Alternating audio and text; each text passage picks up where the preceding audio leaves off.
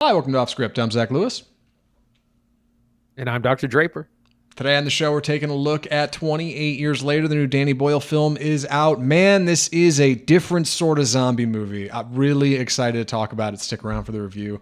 We're also going to take a look at Heat. All the way back in 1995, Andy and I had the wonderful opportunity to go see this at the historic Texas Theater. That's the one they found Lee Harvey Oswald at after he allegedly shot the president. I had never seen Allegedly. it. Andy's seen it a few times, so we're excited to jump into it. Stick around for the Heat review. We're going to take a look at Amazon's Deep Cover real briefly. We had talked about watching this last week. I watched it early. We decided Heat was probably a better conversation, but I did watch it, so we're going to get to that. We're going to take a look at some upcoming trailers. New Weapons trailer from Zach Kreger's out. I want to talk about this new trailer for the Springsteen movie, Deliver Me From Nowhere. We're going to talk about the news. Before we get to all that, we got to do ballots. Big show this week. Big show this week. We got our New York Times top 10 ballots. Stick around for that. Before we get to everything, I just want to talk about what we watched this week. Andy, what have you been watching? What's been on your hot watch list lately? I've been gearing up and doing some TV rewatching lately. I started Watchmen, the Watchmen TV series that HBO did back in 2019. Watched the first 4 episodes. It's 9 total. Man, I really love that show. I'm realizing there's a lot of buildup in this show. Like, we're 4 episodes in, and we have lots of questions, not a whole lot of answers. I know we get a lot of payoff by the end of the show, but it's a lot of buildup. It definitely makes a lot more sense if you're really familiar with the Watchmen world, like you've seen the movie, you've read the novel, that sort of thing. But it's really bizarre. Definitely up my alley. I can't believe how good the cast is in that show, and then also where it comes from, like Damon Lindelof.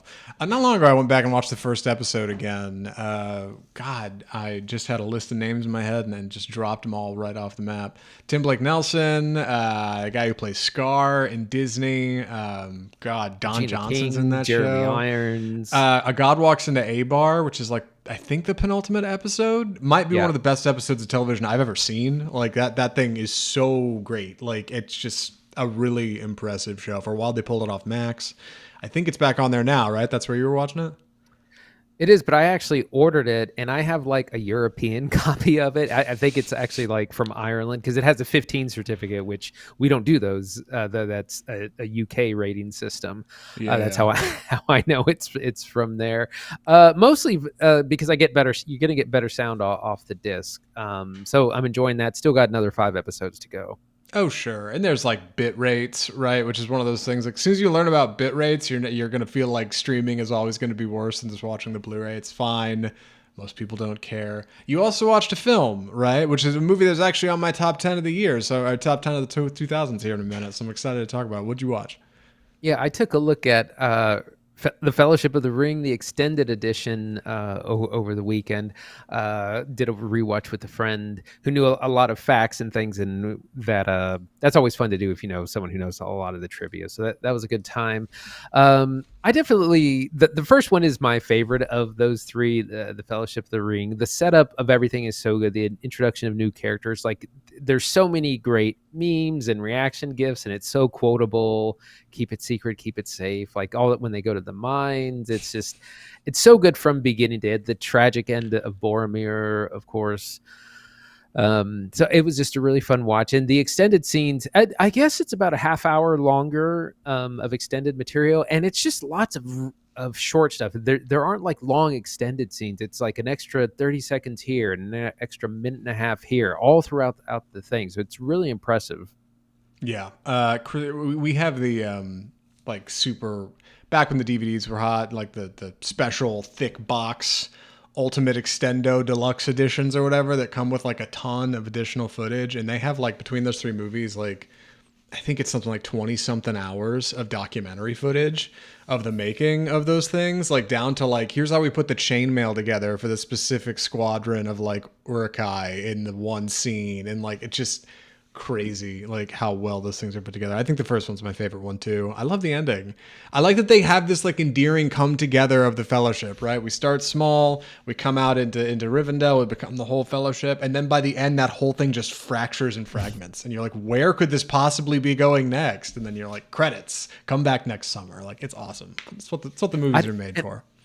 Yeah, and I don't think I realized how much, when Frodo leaves, it's because he's realizes no one can really be around him and not be corrupted, and so he makes the decision to, go on his own. And it's I don't think I've had realized it quite that much how much everyone is just cannot not be corrupted. Yeah, like it's quite a hopeless thing at the end. And he's like, I'm going on I don't know how I'm going to make it, but I can't do it with anybody else. Like, I don't know. It's such a weird thing. Peter Jackson rocks. I hope he gets back into making fiction again. Anyway, we got to talk about this movie I watched. We had originally planned to watch this for next week for the show or for this week. And then after I had watched it, like it said at the top, we went and saw Heat and figured that was probably a better conversation. Because while I like this movie, I feel like I don't have a whole lot to say about it, but I'll just jump into it here. The movie is Amazon Prime's Deep Cover. So, Deep Cover is the story of 3 improv artists. One, a teacher, played by Bryce Dallas Howard. One, a seasoned veteran, played by Orlando Bloom. And one newcomer, played by Nick Mohammed, who ultimately get tangled in a crazy web of smuggling and guns and criminal activity in London when they are hired to become undercover officers, functionally de facto, for a sort of rogue agent at the police, played by Sean Bean. Film also stars Paddy Considine in a really fun role, and Ian McShane, who's pretty good in this movie. He's not quite doing John Wick, but he does have like a thick Scottish accent. It's okay. This came out on Amazon Prime. I was looking forward to maybe some good laughs. Nick Mohammed, you'd know from Ted Lasso. Orlando Bloom, of course, from Pirates of the Caribbean. And Bryce Dallas Howard, we saw most recently in Argyle. I'm going to say she's looking better than she was looking in Argyle, for sure. She's playing this kind of down-to-earth instructor character who wanted to be an actress and didn't really work out. Now she's doing improv, and she's hoping to get a role. And so she jumps at the opportunity when an officer calls her, played by Sean Bean. He's like, "Hey, we've got this program where we hire improv artists to, take on criminals, because you guys can act the part and you can act better and they'll believe you, right?" That's the pitch. And she kind of wrangles Orlando Bloom, who's a failing actor and just cannot land a role in a joke that's like way too close to home for poor Orlando Bloom. And he ends up shaving this ridiculous wig he has on into like his more natural, like short haircut, and being this kind of like gangster character.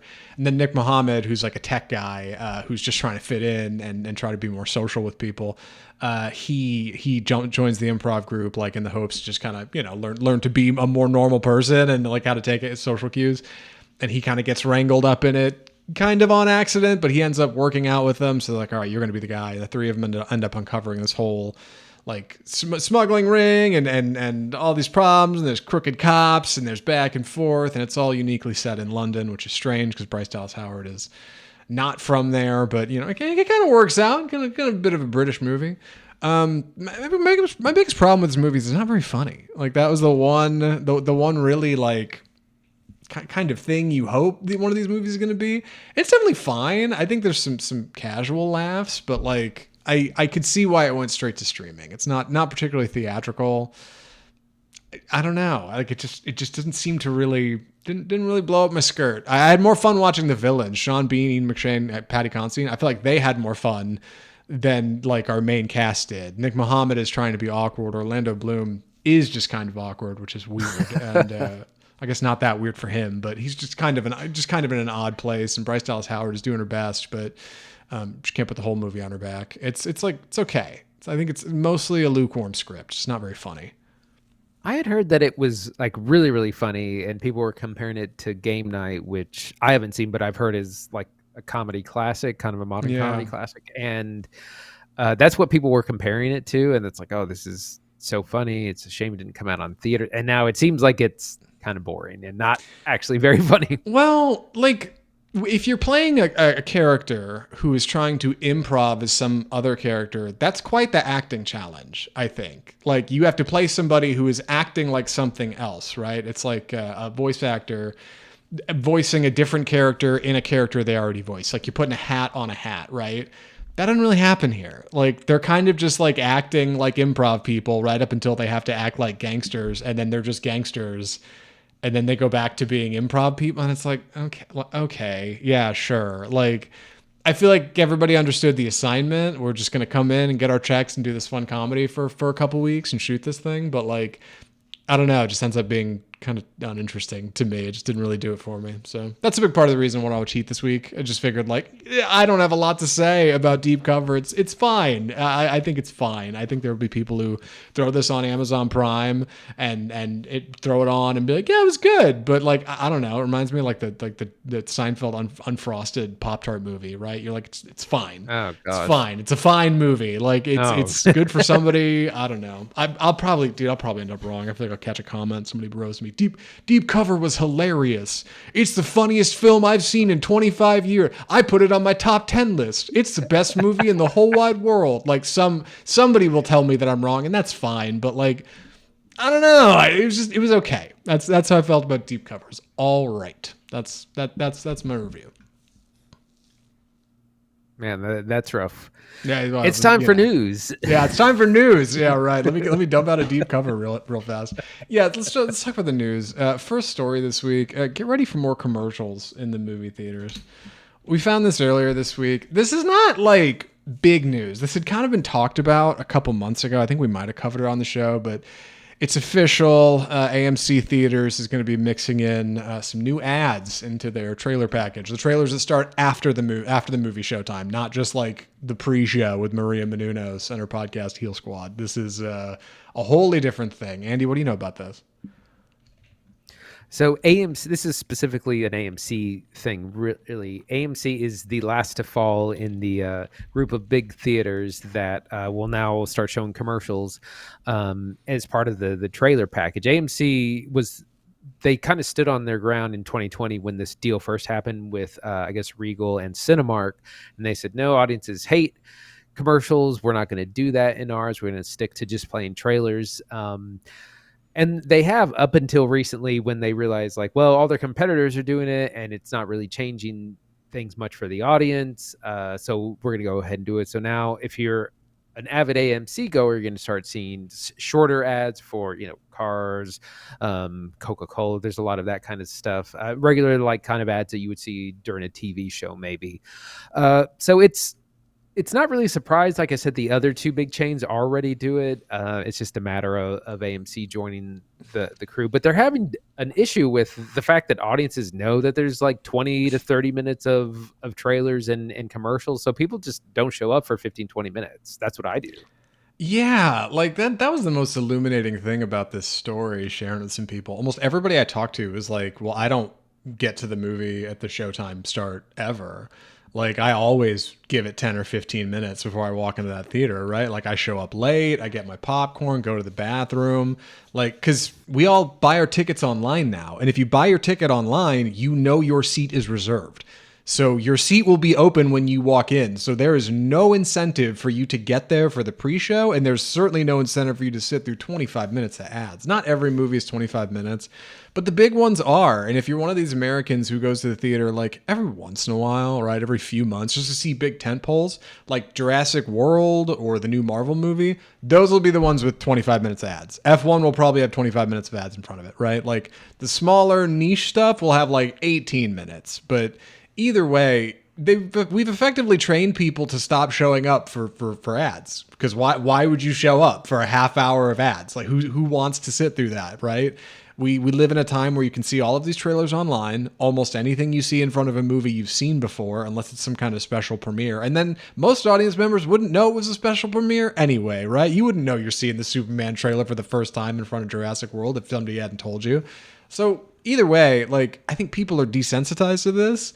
And even though Cinemark and Regal are already doing it, AMC is just joining them in this like odd lesson of like, I don't know, obscurity. You pointed out when we talked about this earlier this week that like they must be getting paid more for these ads, right? I know the companies involved here like Jeep, Elf Cosmetics, Google, Cook. I don't know what Cook does, but among other top brands, only like nice ads. That's what they're doing, right? They're not running junk in the trailer package, but even still, it kind of feels gross when you see a smartphone ad in there, and it's not going to feel much better when like in between trailers I get an ad for like a Jeep Wrangler, or like a Google phone, or I don't know, nail polish. Like it just it loses its luster, and you're teaching people to skip them anyway. One thing the article mentions is that there's kind of a platinum placing, which is basically the second to last trailer area before the movie starts. This is where you get a really late. Usually, it's a Coca-Cola ad when I'm at Cinemark, but that apparently they charge more for. So I guess it's because they can do tiered pricing on the ad buys, and they can just squeeze out a little bit more money from it as opposed to a trailer package, which probably just comes as one kind of big chunk. So that's interesting. But yeah, I leave my house at the start time. The theater I go to is pretty close. So I leave at the start time, and I have time to drive there, wait in line for a beverage, usually use the restroom, find my seat, and there's still usually a couple minutes of trailers left. Yeah, that showcase spot you're talking about that's like higher priced is really funny because it gives the game away. It's very obvious that like the ads people are most likely to see are the ones that get closer and closer right to when the actual movie starts, right? Like when that last one is obviously the one with the most eyes on it because people are most likely to be sitting in their seats then. So like they're obviously aware of this, but they don't seem to be making any move to change it or make it better. You know, like there's probably a solution. I don't know what it is, but maybe theater owners could get together, do one of the little weird powwows in the woods with the devil horns and the crosses, and they could figure out how to make this work. But, you know, that's not what we're doing here on Off Script. One more story this week before we get to ballots. From the box office, dude, Pixar's new movie is not doing good. And we talked about this last week, but maybe we can dig into the numbers a little bit. What do you know about this, Andy? Well, How to Train Your Dragon, the live action remake, came out on top of the weekend. Soared high over the other two new releases, was 37 million, 358 worldwide. That's going to go on. It is a hit. It will go on to be make much more money, maybe top out at like 700 million. So it'll be one of the highest grossing things of the year. 28 years later, which we're going to be talking about just in a moment, came in second place with 30 million, a little bit under expectations. They were really hoping for something closer to 40 to 45, but it still did 60 million worldwide, which is what its budget was. So it's on good track. Hopefully it has good legs. It doesn't really have a lot of competition for a few weeks at least.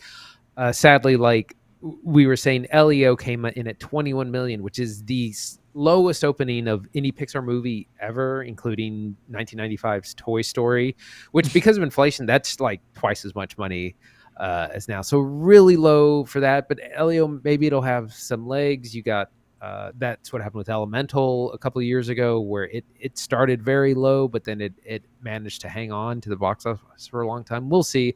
A lot of people say that Disney has kind of trained audiences to stay home for Pixar and for animation, and that's why they're having trouble at the box office, but has yet to be debated. Lilo and Stitch came in fourth with 9.7 million, crossing 900 million worldwide. Will it hit the big B? We'll wait and see. It might. But we got some big releases coming out in the next few weeks. And to round out the top five, we had Mission Impossible: The Final Reckoning with 6.5 million, 540 million worldwide. That movie's still not profitable. It probably needs to make like 750 or more because, man, it was expensive. So we'll see if it continues to have legs throughout the summer. I like what you said about Disney training audiences to stay at home for animation because I think that's a really good point. Additionally, Elio has, you know, an offbeat protagonist. I know our lead is odd for sure. I've seen some stuff about him being just a very strange little boy, which is fine, but that's not exactly mainstream, right? Like that doesn't exactly appeal to every kid. So I think between that and the pressure from How to Train Your Dragon, which a lot of families probably just went to, yeah, it's just not doing good. And it bums me out. I was just reading a thing today from Pixar. Pete Docter was saying that they're going to do this like one original, one sequel schedule for a while, and that seems to be more financially stable. I don't know, man. Like in 20 years, are we just going to be remaking the same movies again? Do we just have like a Bible of cinema now that we just remake it and trot it back out to the same audiences over and over again? Like, I know original stuff gets made, but golly, like it just feels like we're just like, because look at the live action success. Look at Lilo and Stitch and How to Train Your Dragon. Like, obviously it makes a ton of money. They should just keep making those, but like, what happens when you run out of those? You just make them again? I don't know. I mean, you take very small risks and you wait for the one thing, you know, the $20 million movie that makes $500 million, something like that. And then, I mean, A Star is Born is being remade 4 times. So Yeah, dude. in some ways, yeah, there's things although that movie is much more prone, like you kind of should remake it every 25 years or so. But this article points out that even before the pandemic, which is largely blamed for audiences kind of cutting back,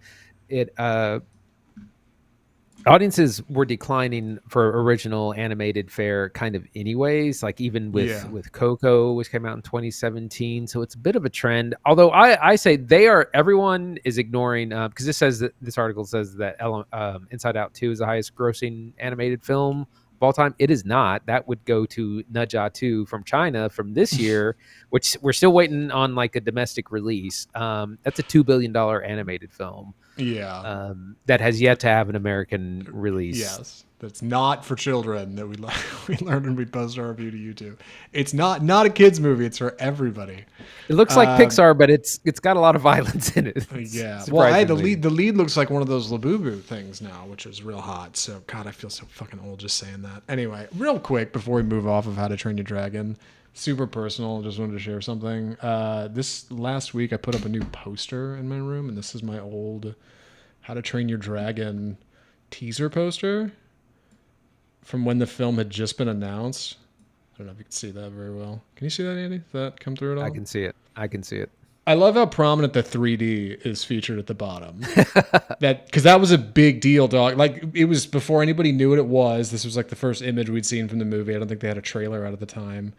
And it was like, I don't know, it was going to be the thing.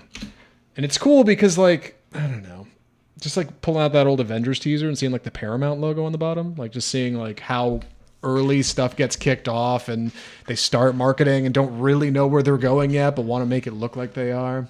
Movies are a funny thing. Anyway, we got to talk about our New York Times ballots. You found these. You came up with this whole thing and sent this to me, and I was like, yeah, all right, we should try this out. How did this come to you? I guess Twitter probably served you like New York Times film stuff. They're doing a big list. I've been seeing tons of on film Twitter. There's been tons of these ballots that the New York Times is doing, and what you do is you go to the New York Times link, and you have to sign up for an account, but you don't have to actually subscribe. But you can vote on the top 10 films of the century, of the 21st century so far, and you just pick your top 10. And everyone who's on film Twitter has been making their lists, arguing, debating, and it's kind of a tough thing. So the first thing I'll say is that lists are fun and silly, and they're not. People are taking them way too seriously, and there's lots of ways to do this. Like you can look at all the films from every year and whittle it down from a big. I kind of took a much more, I guess, kind of organic approach where I just tried to sit and think of what popped into my mind when I thought of like 25 years of films, which is just too much.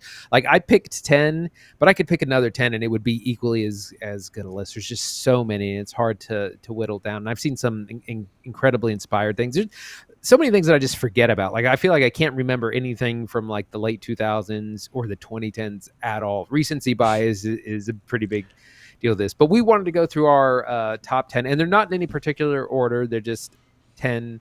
They're not ranked. Zach, do you want to start with yours?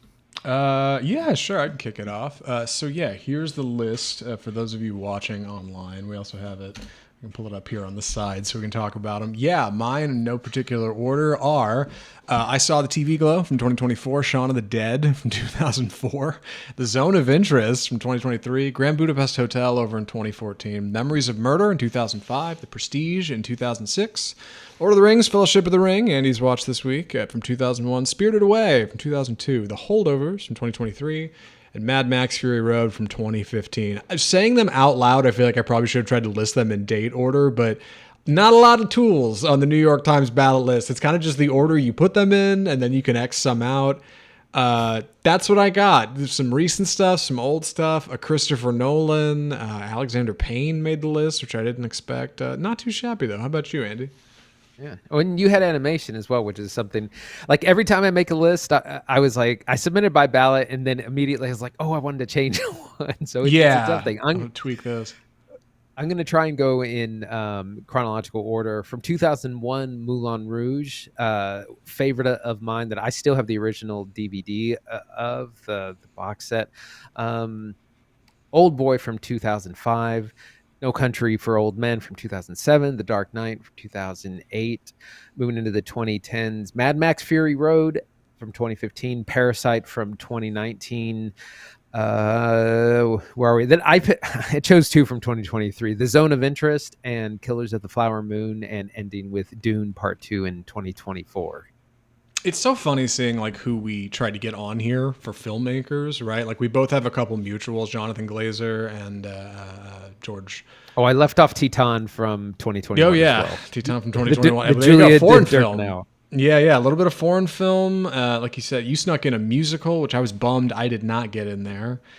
We both have a Christopher Nolan, right? Yeah, we both have... You got Scorsese, which was clever. And then, meanwhile, I got like Wes Anderson and Edgar Wright down there with Shaun of the Dead.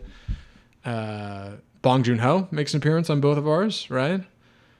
Yeah, not too but shabby. For different films. You notably have more foreign film than me, for sure. Yeah, it's interesting. Just, I mean, there's so many films by foreign directors, people of color, women. I definitely tried to think more diverse as opposed to left. But I also just tried to think of what popped into my head when I thought about the different eras of filmmaking, instead of like trying to be too scientific about it and getting my head. Lots of people arguing about it. Some people taking it too seriously. Some people making some good jokes. Like I saw a complete list that was all the Fast and Furious films, which that cracked me up. Any number 11s? Who was there one that you just could not squeeze on there, or you were like conflicted about, or you would go back and add? So as soon as I submitted it, I thought, oops, I should have put Mulholland Drive, which is on a lot of people's. I probably should have swapped that one for Moulin Rouge. So I'll put it as my number 11. It's funny because I had Rouge on my list for a minute and ended up losing it for Mad Max Fury Road, which killed me because I wanted to put a musical on there, but I thought Mad Max is truly one of those movies I've revisited like 4 or 5 times since. I think that movie's so cool. Social Network was the one for me. A lot of people on Twitter were talking about Social Network being one of the staples. And while I do love Social Network, more importantly, I like the director it comes from, Fincher, who is not on here once, which I do feel a little weird about. I do love Fincher, and he didn't make it, but I don't know. That's the one that I would have snuck in here somewhere else, I guess. But like, what am I going to do? Take off Lord of the Rings? I can't. It might be the greatest fantasy movie ever. You know what I mean? What am I going to lose the holdovers? Yeah. An instant holiday classic? No way. So I don't know. I think it's good. A little bit of everything in here. I think these are great lists. That's what I think. I wish everybody had lists that looked like ours. And if you want to make a list like this, you can head to the New York Times online. You do have to sign up for an account. It's free though, so you don't got to sub or anything. You can just log in with your Google whatever, and it'll you'll be fine. You make one, share it with the show. Share it to us. Mail at OscarFilmReview.com. Hit us on social media. We're around. Let us know what's up. And any other thoughts on this for 28 years, Andy? Well, the New York Times is tallying these ballots, and eventually they're going to have their list, their official list of the top 10 as voted on by the public. And so that'll be exciting to see what that is in the next week or two. Yeah, absolutely. Well, keep it here on that for more. We will definitely cover it when it comes out. And also they're slowly doing, each week they're revealing like the next 20 in their list of top 100 films. So like slowly they're trickling down. We'll get down to it. In the meantime, we got to talk about our first film of the episode. Really excited to talk about this one. I like these 2 films that precede this one, so I'm looking forward to getting into it. I'm going to be taking the summary, so please excuse any clumsy delivery. The movie is 28 Years Later. So, 28 years later is the story of Spike, who is played by Alfie Williams, a young boy who is coming of age 28 years after the initial outbreak of the rage virus in Britain. Of course, this is preceded by 2 films, 28 Days Later and 28 Weeks Later. 28 Days Later came out 23 years ago and was directed by Danny Boyle and written by Alex Garland. 28 Weeks Later came out I think a couple years later, and I don't think either of them were involved. I think Garland might have written part of the script. Right. Yeah, but I don't. They're totally different crew, different people, different angle. This is a return to form. These are the original people who made the original. They have shot 28 years later, and we're talking about it now. Yes, Spike is coming of age 28 years after the initial outbreak. Great Britain has been quarantined from the rest of the world, and there was this outbreak here, and now everything kind of has stayed there, and all these zombies are kind of on the island, and that's just kind of the way it is, and somehow they've managed to get everything under wraps. But we don't really get a lot of that in Spike's story, because Spike is more focused on going out for his very first time onto the mainland with his father, Jamie, played by Aaron Taylor Johnson. Jamie is a bit of a warrior in this kind of tribe. We all wear modern clothes, we all have modern trappings, but we're using things like bows and arrows, we're writing pen and paper, we're not using smartphones, we don't have cellular service. It's kind of a trimmed down, more basic, simpler I look at British life from 20-ish years ago when the outbreak happened, and they've been continuing ever since on this island. Anyway, we cross into the mainland with Jamie and Spike. We get some good action on the front, but at home, things are a little bit more complicated, because while zombies are not on the island that our characters are staying on, there is Isla, played by Jodie Comer, who is Spike's mom and Jamie's wife, who is not doing well. She has some kind of sickness or affliction that she is suffering. They don't really understand what it is. And when Spike, one night while they're out, sees a flame in the distance, this large sort of bonfire, he starts to inquire about it and realizes that there's a strange man that lives out there named Dr. Kelson. When he hears that it's a doctor and that they haven't had any doctors on the island in years, he realizes that maybe, just maybe, Kelson can help figure out what's going on with his mom. So he hatches a plan to take to the mainland with his mother in tow and hopefully find some answers and find a solution. It is a really interesting film 28 years later. It is edited with a freaking razor blade. It is made by people who are making something that is intentionally lo-fi and gritty. It is all shot on iPhone 15 Pro Maxes, though admittedly with very fancy lenses. It's not like they just took the phone out of the box and started filming. They got camera rigs and tripods and stuff, but I'm very much looking forward to talking about it. So Andy, what did you think of 28 years later? I was really blown away by this, and I've been looking forward to this movie all year. It had really impressive trailers, looked really creepy and scary, and it delivered on so many levels, on the filmmaking, the film technique level, on a narrative plot wise. It's full of lots of different kinds of themes. It's about family, it's about religion, it's about lots of things. And it's also kind of subversive. I think one of the biggest surprises is that this is really a coming of age story inside of a zombie movie. This, similar to Sinners. Sinners was not about our big stars, Michael B. Jordan and Haley Steinfeld. It was about Sammy, preacher boy Sammy, played by Miles Cadden. He's actually the main character, and that's the same thing in this movie. Spike is the young child, played by Alfie Williams, is the main character. It's his story. It's a coming of age tale, which the first act is kind of very traditional. He's on the island. He's got to kind of do his first kill, learn how to survive, kind of hunt with his dad. They have some scary moments. But then, of course, we have to return to the island, and that first excursion is, about the physical, what I think of as the physical, surviving, running, hunting, all that, how to survive yourself. But then it's more of an emotional coming of age in the second part, where he goes back to the island to try to find someone who can help with his mother's sickness. And it's so tense and so dense, and like my heart was pounding in the first act alone. There's tons of really high strung moments. You don't know who is and isn't going to make it because it's so early in the film. Then I was with it from beginning to end. And for those who don't know, this is part of a planned trilogy, which the second film has already been made and will be coming out in January, called The Bone Temple. 28 years later, The Bone Temple, continuing the story. The third film is kind of yet to be made. They're waiting on financing, but it's looking like it probably is going to happen. It's such a tall order to pick up a series after this much time. And having stepped away from it, right? Like Boyle and Garland did not make 28 Weeks Later, which had a very different style than 28 Days Later. 28 Days Later was shot on like mini DV cameras, man, in like 480p, and it kind of looks terrible, but they shot this movie for like no budget with a very young Cillian Murphy who had not done a whole lot yet, right? He certainly wasn't the Oppenheimer we know today. Like, it was small. They had to like shoot this stuff in London, then go out to the fields and shoot it. Like, it was intimate. And it's the cameras in that movie are so low quality that they intentionally committed to a design, like a cinematography style, where they use a lot of Dutch angles and they use a lot of like close-up objects in focus away from something far away. They mount cameras to like handrails, like very specific decisions to make the film look visually unique, because they knew that if they shot it like a traditional movie, it would look terrible. Like, these cameras cannot hold up. They're poor resolution. If they had no budget. That's what that movie was. And then 28 Weeks Later comes out, and it's much more action-oriented. Jeremy Renner is in it, and he's a sniper, and it's like we're in the city, and there's way more action. It's way more exciting, and that's great.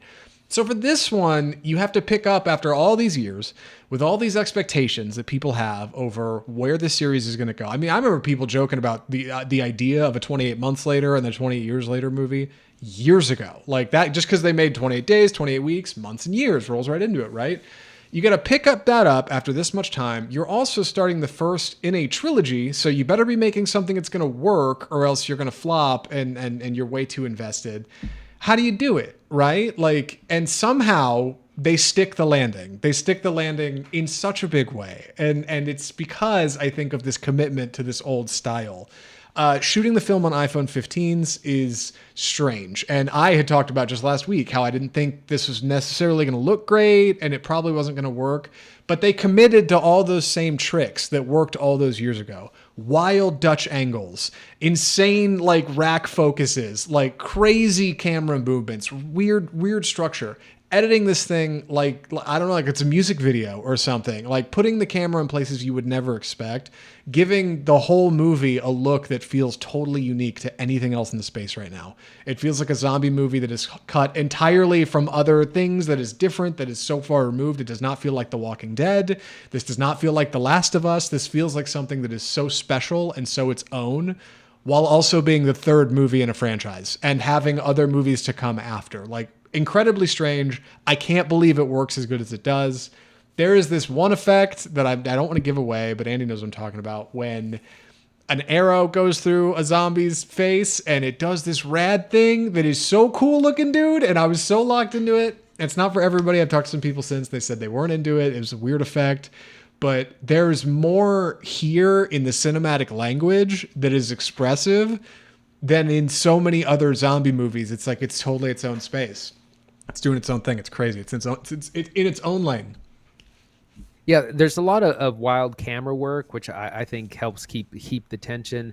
There's use of like an infrared thing where the scenes look red, and I remember Aaron Taylor Johnson's character. He's like thinking back to like he comes upon a scene and he thinks back of like what must have happened here, and it's all done in this red hue where he kind of imagines, oh, the zombies were here, there were people here, and this happens several times, and it's just it's a great way to kind of do a flashback or to see what a character's thinking.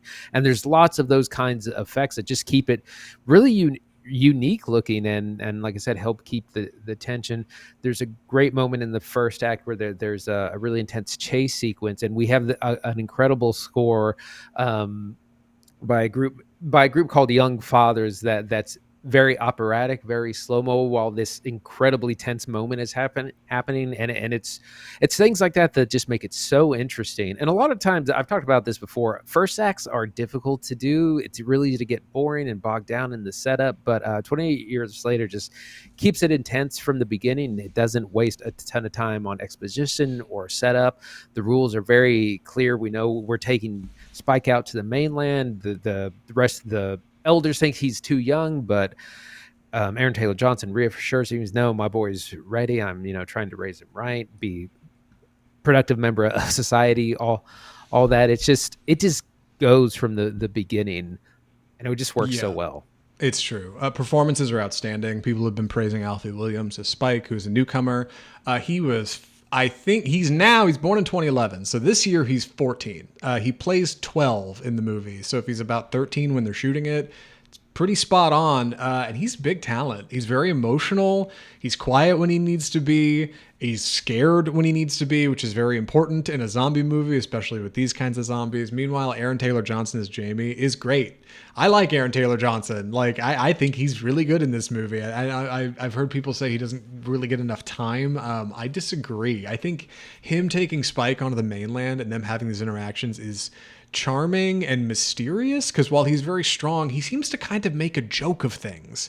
Like, it's funny that they shot a zombie in the head. Haha, that one almost got me. Like, it's like odd, and you can't quite dial into why he's got this feeling. But his son is named Spike, which is something that is uniquely aggressive, right? He didn't name him Paul or John or Ringo. He named him Spike, like, which is like a very, you know, a weapon, a tool, like something sharp, which is appropriate for somebody who's born effectively a little over halfway into this infection, right? His mother, Isla, played by Jodie Comer, I think is getting her flowers.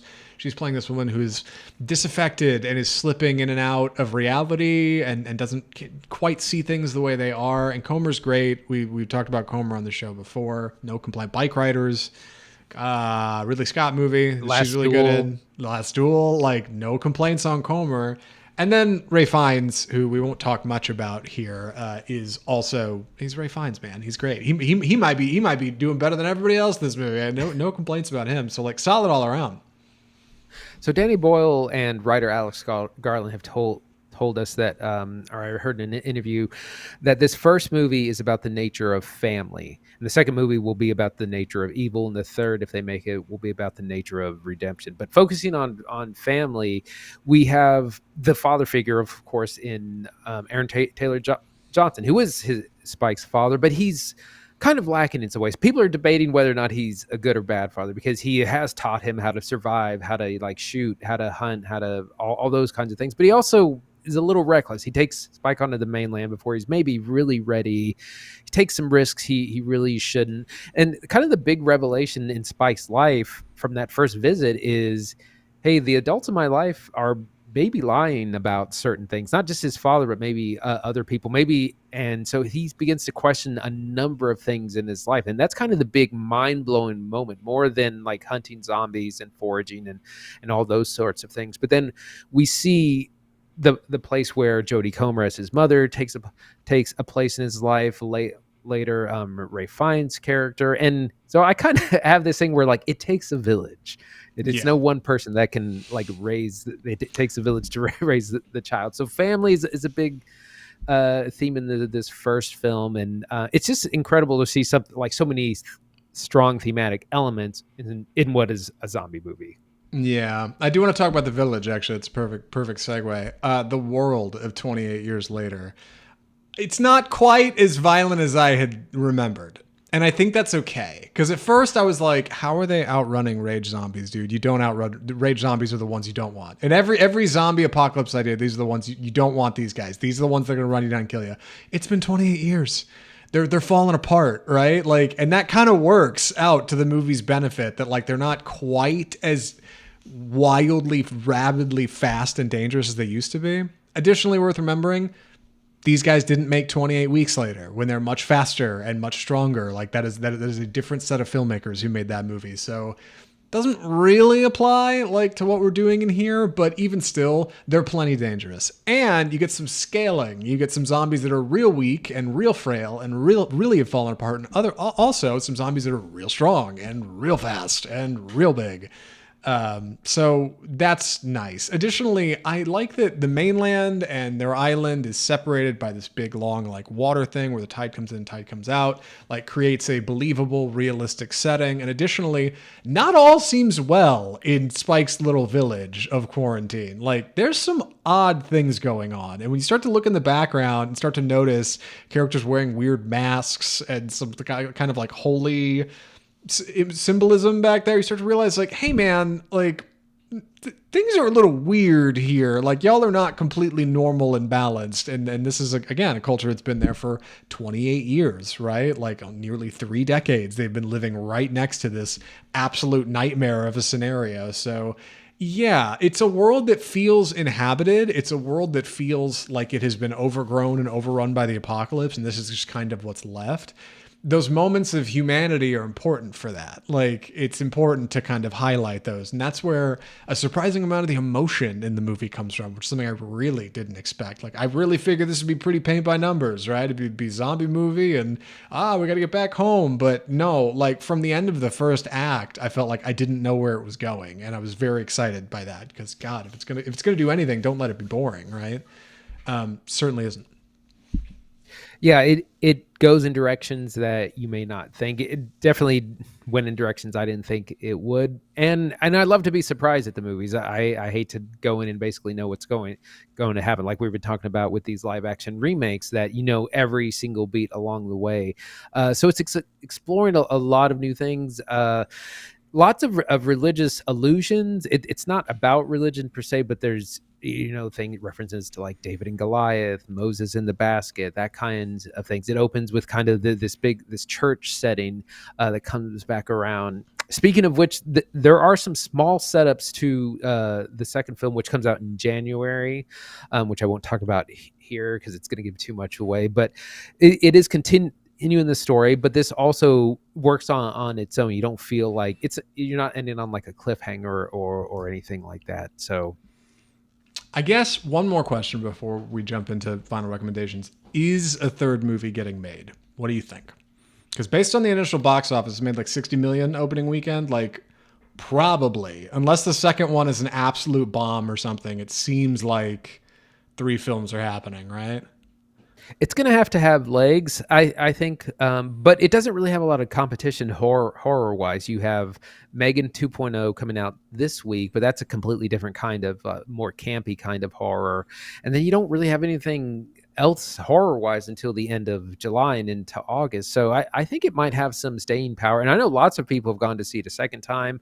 I definitely want to see it a second time in theaters before it's gone, just because it's such a fun time, and there's a lot of rewatchability in it. So I think they're going to make a third one. Perfect segue for recommendations. Andy, would you recommend 28 Years Later? Absolutely. This is one of the best movies I've seen this year. Exceeded all expectations. A lot of fun, good performances. It's got some really scary, really tense moments, really heartwarming, heartbreaking moments as well. Great performances all around. Really interesting filmmaking choices from director Danny Boyle, and interesting themes and undertones from writer Alex Garland. This is the first time those two have worked together in a really long time, and they're kind of opposites in a lot of ways. So highly recommend. Yeah, I'm in the same boat. I think this movie rocks. Might make the top 10 of the year. I've seen a lot of people saying this is one of the best films of the year, easily. I did not believe it before going to see it. I was like, come on, y'all are just zombie movie heads. It can't be that good. No, it's that good. There's something really special going on in this movie. You should check it out. And then sequel's coming out in January, so we got to be getting a trailer in, a few months, right? Like maybe some kind of teaser. I don't know. Definitely holiday. We'll be seeing a lot of it, so... yeah, that's 28 Years Later. Golly, we got to talk about trailers. Like I said, packed episode this week. We got to move into it. I am not taking the first one. Thank God. Andy, you can give me a second to breathe, and you're going to tell us about this trailer. What do we call this segment? It's time for the trailer park.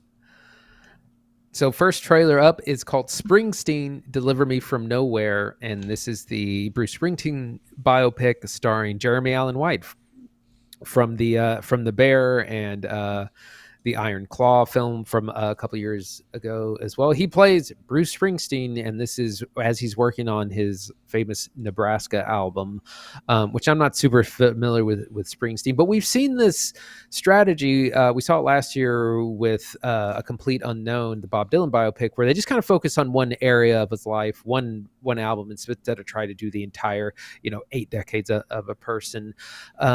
We see Springsteen working on this album in a hotel room with Paul Walter Hauser, and we have this voiceover about him trying to repair a hole in his life, and if he repairs that hole in his soul, he's going to fix the world. It's very lofty goals. Jeremy Allen White is very convincing in the look, and towards the end of the trailer, he does some of the singing, and man, he's nailed the voice. I'm like, he did the Elvis thing that I can't remember his name now. did a couple Austin years ago. Butler. Yeah, yeah. Thank you. Yeah, where he's nailing the singing voice, and it's kind of a who's who cast. In addition to Jeremy Allen White, we also have Stephen Graham, Mark Maron, Paul Walter Hauser, David Krumholtz, Jeremy Strong. They're all playing different characters in his life. This looks really good. I'm excited to see this, and people are saying he might grab that Oscar that Timothée Chalamet was so hoping to get for his biopic. Yeah, Jeremy Allen White is no slouch for sure. If you're a fan of The Bear, you've seen a lot of him. Obviously, I think that new season premieres tonight or tomorrow. So very soon Tomorrow. on Hulu tomorrow. All right, yeah. But until then, yeah, we have at least a trailer for Springsteen. I think the biggest thing going against this trailer is everybody who's burnt by music biopics, right? You've seen one, you've seen them all. But smartly, like Andy said, this is going for a specific time in the artist's life, right? Like a very specific window. It's not trying to do the whole thing, and I think that's wise. He does seem to have nailed the voice. I don't know if we'll get a lot of singing in this one. We'll see. But even still, yeah, this one's going to be on track to be an Oscar contender. We'll see how it is when it actually comes out. But yeah, we got to talk about the trailer for Weapons. It's the second trailer for Weapons, which a lot of people I've been seeing are avoiding, which is okay. I don't want to give too much away in it or anything, but I feel like I know a lot of Twitter heads who have been saying they already are excited to see the movie and just don't want to see any more imagery or anything. So for this means, I'll click through this a little bit, but also just tell you what the film is about. We've already talked about the trailer once. So this is the highly anticipated follow-up to Zach Kreger's Barbarian, which came out last year. Weapons is the story of Julia Garner, who plays a young teacher in a small town, when one day she wakes up and goes to work and finds that her entire class of 17 young children have vanished. None of them have come into work. And upon some investigation, it turns out that all of them got up and ran out of their homes in the middle of the night at like 2 a.m. It stars Josh Brolin and Benedict Wong, who seems like two parents, or at least related to this. Alden Ehrenreich is in it as a cop. They are all trying to figure out how a room full of children could have just vanished, could have been taken from a community, and they immediately incite one another to try to figure out whose fault is it, who's responsible, who knows something they're not saying, and most importantly, where the hell these kids go. Weapons is very anticipated. People are really looking forward to this one. Andy, what do you think of the trailer? I think this looks high. I don't think it gives too much away. And also, I'm at a point I don't try to avoid trailers because they usually play them before the movie, or people screenshot a bunch of stuff. So I just watch it. It's usually not that bad. So watch the trailer if you are scared it's going to give too much away. I think all that it shows more, in addition to the plot line that we already know, is it seems to show different adults actually affected by something that is making them kind of self-harm or like jump through glass. It's very mysterious as to what is causing this, and I think that's going to be the big mystery in Weapons. And people are like, is it aliens, is it a virus, is it something else? And whatever it is, it's going to be all metaphorical for societal problems that we have in real life, and what the actual cause is probably going to be less important than this town unraveling. It's a very Stephen King thing to do. It's about the horrors of human nature more than like whatever's causing the disappearance of these children. I've been meaning to ask because I've been thinking about this lately, and I haven't asked you. This is a perfect time because we're talking about it now. Do you get the vibe at all that Weapons may have like the long legs problem, or maybe like the Barbarian problem, where it came out and had all these hot trailers, and people see it and go, nope, trash. It's awful. I saw it coming from a mile away. Like that thing you're talking about, where everybody's like, what's the hook? What's the secret? Like as soon as they find it out, they go, nope, that was all lame. This is a bunch of marketing bunk. Do you get that at all? Because I feel like I'm starting to get that feeling that this is going to come out, and a third of the people that see it are going to go, nope, it was all garbage. None of that was good. That wasn't exciting. That didn't do it for me. And it's like, well, it's, there's more to it than just what the mystery is. But I don't know. I say that, and then I actually like long legs, so maybe not. I mean, I haven't felt that way about the marketing. I think it's been very good. It's been very spooky. It's been very mysterious. Like, what is going on in this town? How are these children disappearing? And so I'm super excited for it. And, there's always going to be haters, no matter. It could be the most brilliant thing you've ever seen, and there's always going to be someone that's like, it was mid. Like, What you can't do anything about those people. It's like Longlegs. I remember everyone was talking about, they were so excited and it Dude. looked really scary, and then it came out and they were like, it was dumb, it was slow, God, yeah, I've seen people shitting on that movie. Anyway, one more to talk about. What is this? Splitsville. So this is another Dakota Johnson rom-com, sort of. It's about two couples.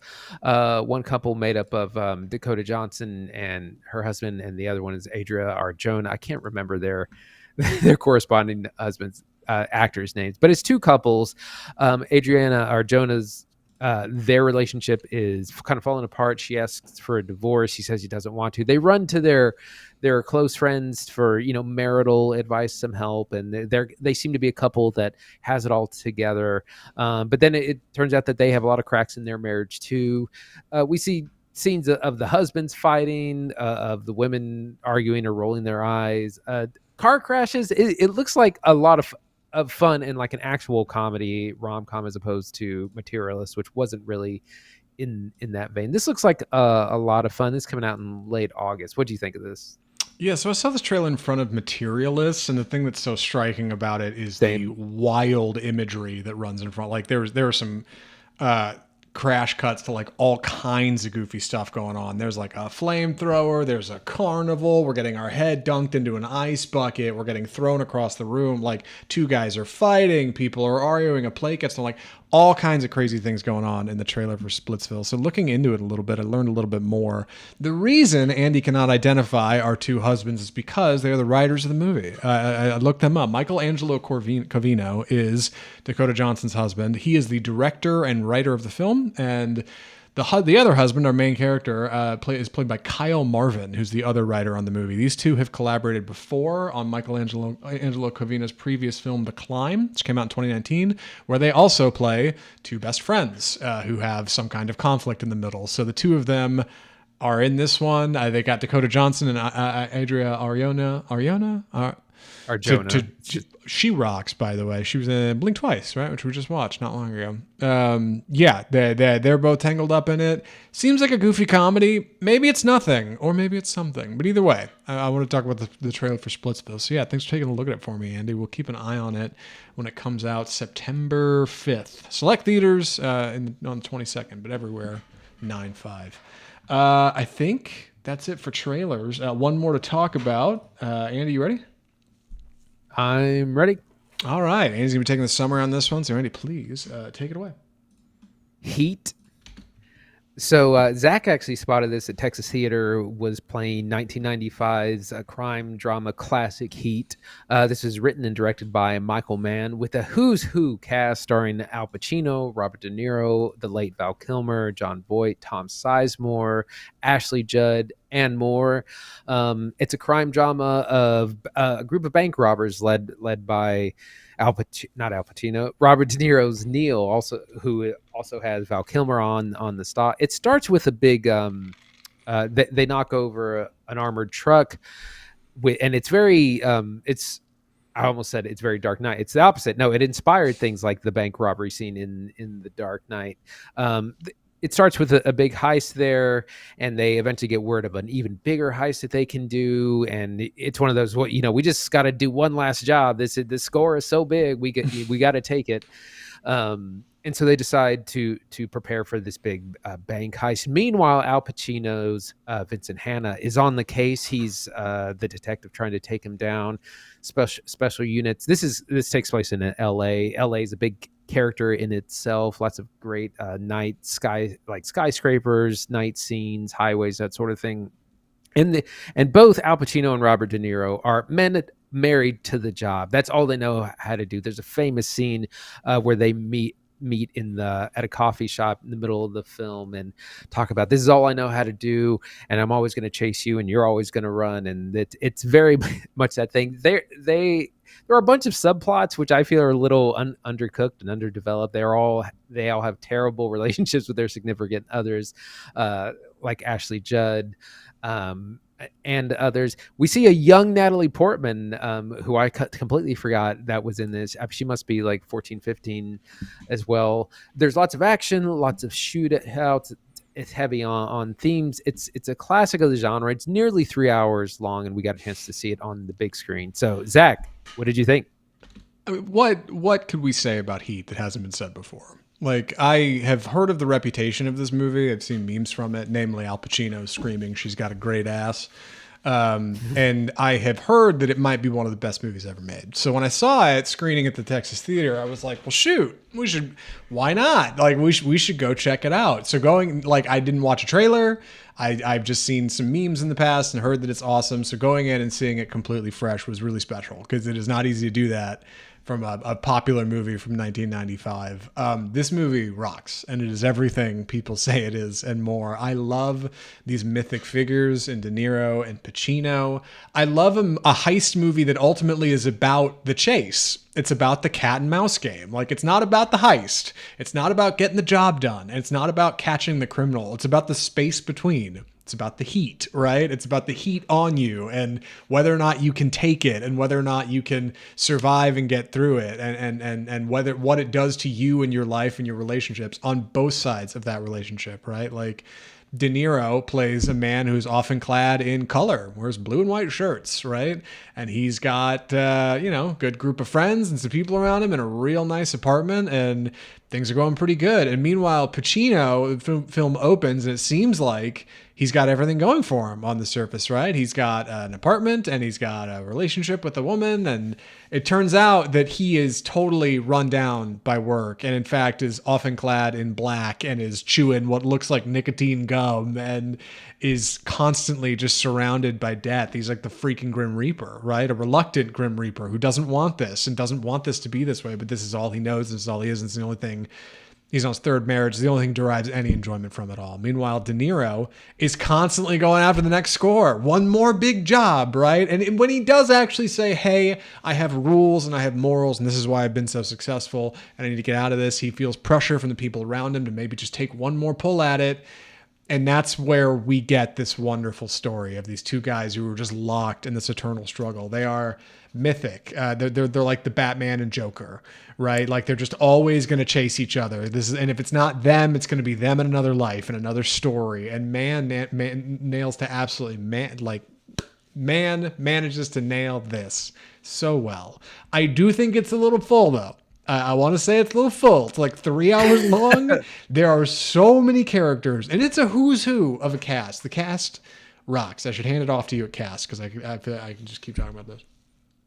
Yeah, like we said, I mean, Al Pacino, Robert De Niro, the big headliners, of course, Val Kilmer, post Tombstone when he was really coming up, John Voight, the late Tom Sizemore, who was bigger at the time. He's, of course, in Saving Private Ryan. A very young Ashley Judd, Wes Studi, who's an indigenous actor he's still acting today. So it's just a who's who. Hank Azaria, who of course voices Homer Simpson on The Simpsons, makes a short appearance. Everyone's doing great except Al Pacino. He's doing Al Pacino, which means he is just yelling erratically from time to time. Like, he'll be in a normal conversation in a normal voice and then just jump into screaming at 110%. And it's kind of comical. Like, everyone in our theater, which was pretty full, was cracking up at most of the Pacino yelling, because it's out of character for his character, and it just kind of comes out of nowhere, and no one else on screen is doing that much. Yeah, like it shouldn't work as well as it does, because it draws an immediate, distinct line between Pacino and everybody else in the movie.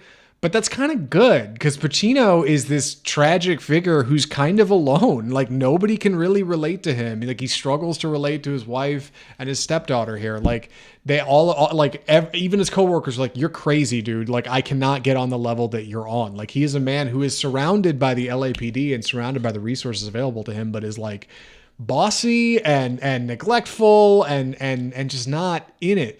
So when he is doing some goofy, over-the-top comedy performance, like, it helps him stand apart in some weird way, and it kind of works. Like, it doesn't hurt what he's doing. It just adds, like, flavor to the movie. It's like a great icing on top of a great cake. Meanwhile, Neil and his crew have problems on problems, and way too many characters to juggle. Like there's the stockbroker character that's in there. They get a driver to fill in for their other driver, and he's got a girlfriend and a boss that he doesn't get along with. And it's like, Mann is trying to stuff a little too much into the turkey here. Like it's just, it's a lot. But at the same time, incredible cinematography. I love the look of this movie. The LA night sky looks so good. Even this many years later, right? Like we watched it blown up on the big screen. Looked fantastic. Those blue lights out there that you just don't get anymore. A ton of helicopter work. A couple times Pacino is basically using a helicopter to get around the city instead of driving. And it's awesome. Like they're zipping around these buildings at night and they're getting close, dog. They're getting close to buildings at night. It's not a drone. Like now that footage is common. Now you can just get that safely. Yeah. They had to put people in a helicopter for that. That's dangerous. Like it's crazy. And that stuff just looks like commonplace. Like it's so cool what's going on in this movie. Not to mention huge explosions, giant gunfights that seem so chaotic. There's a gunfight like probably beginning of the third act, end of the second act in here. Like my jaw was dropped for half of it. I just like I couldn't even close my mouth. I was like, this is so insane. Like the stakes are so high. Anybody can die at any moment in probably horrible bloody fashion. And because you have so many characters, everybody's got a story, right? Even like Sizemore's got a story. Kilmer's got a story. The getaway driver's got a story. So if anything happens to one of these guys, it's an immediate like blow to you watching the movie. Like it's great. It feels so tense. It feels like the kind of thing where now it would be a 10 episode miniseries on HBO. But Mann manages to do it in like 2 hours 50 in what is like this large scale epic about two guys just locked in this battle. Yeah, and interestingly enough, there is a sequel being developed by Michael Mann, Heat 2, which is supposed to come out in the next few years. We'll see what that's all about. I wanted to get to the action. And again, we've had 30 years of great action movies and things that have borrowed from Heat, so it's kind of strange or anachronistic when you go back. But man, it really works. Like I said, it opens with the robbery of an armored car, and it's one of these things where it just looks so slick. Like everyone has these really intimidating hockey masks. They all have big guns, and they're very disciplined. They're like, this guy's doing this thing, this guy's doing that thing. It's very coordinated, and they're not stealing money. They're not stealing, but like in that first robbery, they're after these bearer bonds, and so they have a very specific target, and it's just incredibly disciplined.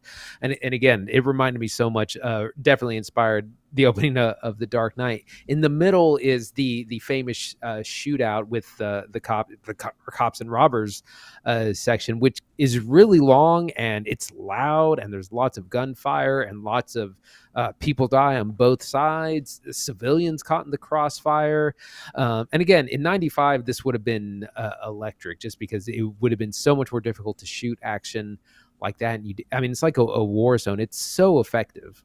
I can't believe how good it holds up, because you're right. Like there's been so many action movies since that have pulled from what Mann is doing here, that stuff in Heat now almost feels commonplace. Like if you had a teenager who was an action fan, you could show them Heat and they might be bored. They'd be like, yeah, there's a couple cool scenes in there. Like, but when you put yourself back in 95 and like what was coming out and what this movie was doing and just how many trails it seems to have blazed, you realize there's nothing quite like it. It is very special. It was so cool seeing it on the big screen. If it's coming to you nearby, roadshow screening or something, local nostalgia theaters put it on, like you should definitely go check it out. It was a delight to watch. I had completely forgotten about Heat 2 till Andy said something just now. I got to go check that book out. It's probably awesome. I think there is a movie coming though. I'd imagine in the age of legacy sequels, maybe, that they're making a Heat 2. We can only hope that Mann can bring it like Danny Boyle in 28 years later, right? Like if you can put yourself back in these shoes and do something like this, like I think it'd be really special. I mean, it's tremendous. You can see the inspiration for things like Michael Bay, like making films, right? Yeah, you can see it in Christopher Nolan's work. Like you can see elements of this movie inspiring other things, like in real time watching it. It's really special and gives it something. I don't know. It's just so few movies have now. I feel like I'm running out of good things to say about it. Andy, any other thoughts or recommendations? My only small criticisms, because I have seen this before, but not for a long time. It does feel a little bit too long, and that it's biting off a little bit more than it can chew. I think there's way too many subplots going on. I counted them up, and it's something like 7, because everyone's relationship is a subplot. The daughter's a subplot. There's the first guy they rip off as a subplot. It just, there's so much going up, and some of it doesn't really tie up too neatly. But the big swings are so good and so memorable that it's worth it every time. Yeah, the broad strokes are tremendous. And even then, I think like those smaller relationships probably give you something to revisit, right? You really want to check out Henry Rollins' character, or like that one scene appearance by Jeremy Piven as a balding doctor. Like you can, like, yeah. Odd, like just some odd. John Voight's a whole damn character with multiple scenes in this movie, like very strange. But hey, man, like it is big and bold, and that was the whole thing, right? Just icing on the cake. Andy, would you recommend Heat? Yeah, I absolutely would. It's a must-see for film fans and fans of cinema. It kind of laid the groundwork for a lot of modern action scenes. There's great shootouts, action, incredible performances by Arliza Al Pacino, Robert De Niro, Val Kilmer, Ashley Judd, John Voight, and more and more. It's great to look back on. 30 years old, still holds up. Highly recommend. Yeah, I do too. Though with the right setting, I want to say, I think if you haven't seen Heat, like I hadn't seen Heat as of last week, either watch it with some people who have seen it, or try to see it in a fashion where you're going to put your phone away and lock in and watch Heat. This movie's not going to be a good time if you're on Twitter half the runtime. Like you're going to look up and be like, who are they talking to? Who's this person? Like, strap in for what Heat is doing, and I think you'll be rewarded. And if you see it with people who've seen it before, they won't talk through it, but they can maybe help give some context to this stuff. Because, yeah, I think it plays better as a time capsule movie.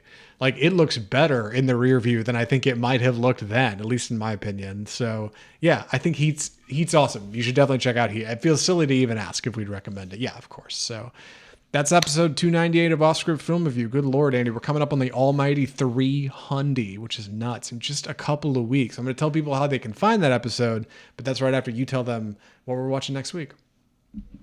We're going to be taking a look at F1, the movie, the driving racing movie starring Brad Pitt.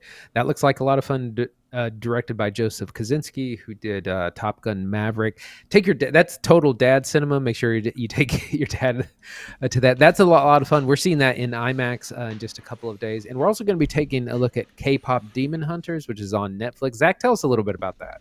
Oh boy, you put me on the spot. I don't actually know a lot. I know it's from Sony Pictures Animation, Sony Animation Pictures. I know that's part of the team that put together the Spider-Verse films. Straight to Netflix.